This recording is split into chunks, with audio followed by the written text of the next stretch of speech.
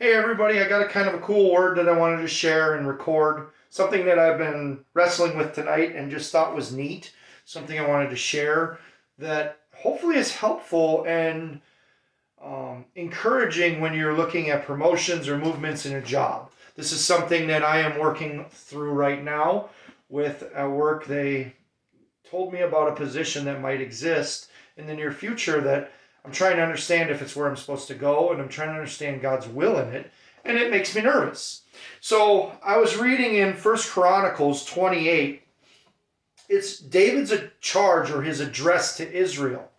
And it's basically one of his last addresses to them before he passes away and before his son takes over. But there was this small piece in here, a small verse, it's verse 4, towards the end of it that just stood out and I wrestled with. And so I needed to work my way through it, and this is what I wanted to share. He says here in verse 4, he said, "Yet the Lord God of Israel chose me from all my father's house to be king over Israel forever. For he chose Judah as leader, and the house of Judah my father's house, and among my father's sons he took pleasure in me to make me king over all Israel." It's that last part. He says, he took pleasure in me to make me king over all of Israel. This is what I want to focus on. God took pleasure in David. And what does that mean?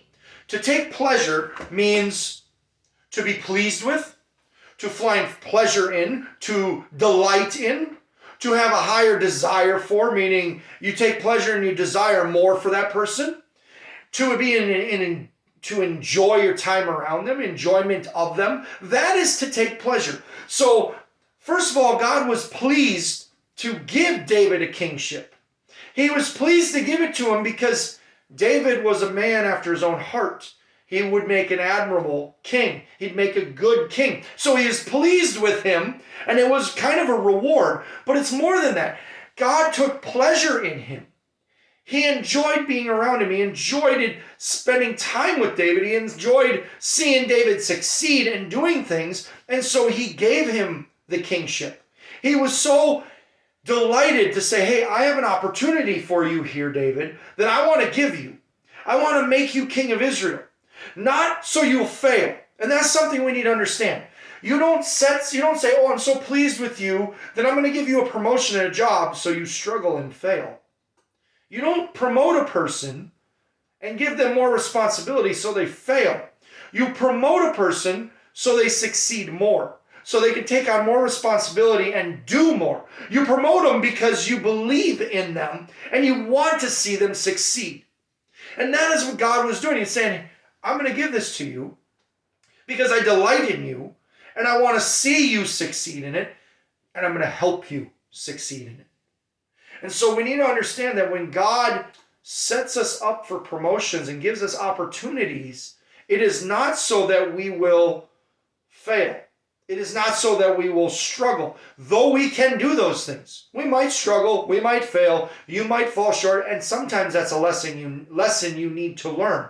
But a lot of times it's, "No, I want to partner with you in this. I'm excited to give you this opportunity and see what you can do with it. I'm excited to see where this is going to grow you. I'm excited to see you excel at this next level because I see something in you." Pleasure in them. It's seeing the diamond in the rough, digging for it and saying, "I'm really pleased with this person and I want to give them more opportunity because it's fun to see them succeed." When I helped my dad coach wrestling, this is definitely something that came into play there. When we would coach, there was kids that would excel. There was kids who struggled too, and they would start to excel. And you would take pleasure in them succeeding. You would get excited for them. You would you'd be happy for their successes, whatever level they were at, be it they won a match or maybe they just went 2 minutes instead of 1 minute. Maybe they didn't get pinned and they made it the whole match. They might have lost, but they did better than the last one. You would take pleasure in that, and you would challenge them to do more. Well, the kids that were really succeeding, the ones that were doing great at the sport, that pleasure was different. Because you go, "Okay, you're doing great at this. Let's teach you a more advanced move. Let's teach you something more difficult." And then you would get excited when they were doing this more difficult, more complex move and still winning or winning more matches because you were seeing their success and you had a part to play in it. And so I think that's what he's saying here. I think God's saying that he took pleasure in David because David was faithful. And David wanted to do well and wanted to follow him. And God knew his heart and knew where he would go. And he knew, in the words of my boss, he had a long runway. You just need to help them along it. And so when you're looking at, new opportunities at jobs, new promotions, new positions, maybe a captainship in a sport, whatever that is, and you're going, I don't know if I can do this. I don't know if I can succeed at it. Pray about it, but understand that God's with you in it. Understand he takes pleasure in you when you walk in faith. And so when he takes pleasure in you, he is not sending you out there to go splat. He is not sending you out there to say, okay, I'm going to kick you off the cliff, see how big of a splat you make. He's saying, let's take a leap of faith. Let's see how far we can go in this. I'm with you. In David's case, hey, you conquered and you killed a giant. You were faithful in that. You were faithful in following and fending off bears and lions and wolves from the sheep. You were faithful. Well, here's a kingship. And I'm going to do this with you. It's a bigger mountain to climb, but I'm pleased with you. I delight in you. And I want to do this with you. And we need to remember that he delights in us.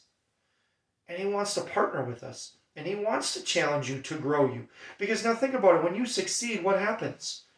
Your confidence grows. And with that, a bigger challenge could come that allows you to go further. He puts us in positions to have influence, to make a difference. And so remember that them promotions are because he delights in you. He's pleased with you. But it's also, the higher you go, you got to remember that you got to glorify him. Because the greater can come the fall. The higher we go up, the smaller the footholds are on that mountain. The pathway gets smaller. You got to cleave to him. You got to cling to him, more. I hope this was encouraging.